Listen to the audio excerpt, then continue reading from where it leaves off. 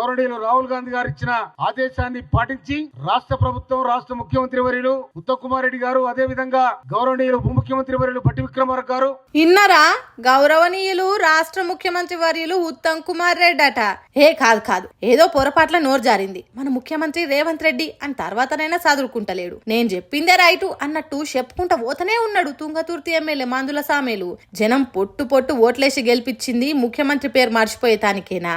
కనీసం ముఖ్యమంత్రి ఎవరో తెలియని ఎమ్మెల్యేవు నువ్వేం ప్రజాప్రతినిధివి అన్నట్టు మాట్లాడుకుంటున్నారట అక్కడి పబ్లిక్. మరి రేవంత్ రెడ్డి కాకుండా ఉత్తమ్ కుమార్ రెడ్డి ముఖ్యమంత్రిగా ఉంటేనే మంచిగుండు, రేవంత్ రెడ్డి కాంగ్రెస్ పార్టీ పాలన అంటే గింత ఘోరంగా ఉంటదా అన్నట్టు చేస్తున్నాడు. అదే ఉత్తమ్ కుమార్ రెడ్డి అయితే అట్లా కాకుండా చేసేటోడు అనేది మందుల సామెల మనసులు ఉన్నట్టున్నది. అందుకే కావచ్చు పేరు తప్పు చెప్పినా దాన్ని గుర్తించకుండా మాటను వెనుకకు తీసుకోకుండా అట్లనే మాట్లాడుతున్నాడు. ఏంది కావచ్చు మరి? రేవంత్ రెడ్డి సీఎం ఉండు కాంగ్రెస్ పార్టీలకు ఇష్టం లేక కావాలనే పేరు మర్చిపోతున్నారా, లేకపోతే పొరపాట్లు మర్చిపోతున్నారా అనేది తెలుస్తలేదు గానీ ఇప్పటికే యాంకర్లు మర్చిపోయినరు, సినిమా హీరోలు మర్చిపోయినరు, సొంత పార్టీ మంత్రులు మర్చిపోయినరు, వాళ్ళు కూడా జాలదన్నట్టు పార్టీ ఎమ్మెల్యేలు కూడా మర్చిపోతున్నారు. అంటే రేవంత్ రెడ్డి పతారా ఢిల్లీలోనే కాదు తెలంగాణ గల్లీలో కూడా లేకుండా పోతున్నది అని అంటుర్రు మందుల సామెల మాటలిన్న తెలంగాణ జనాలు ఇప్పుడు.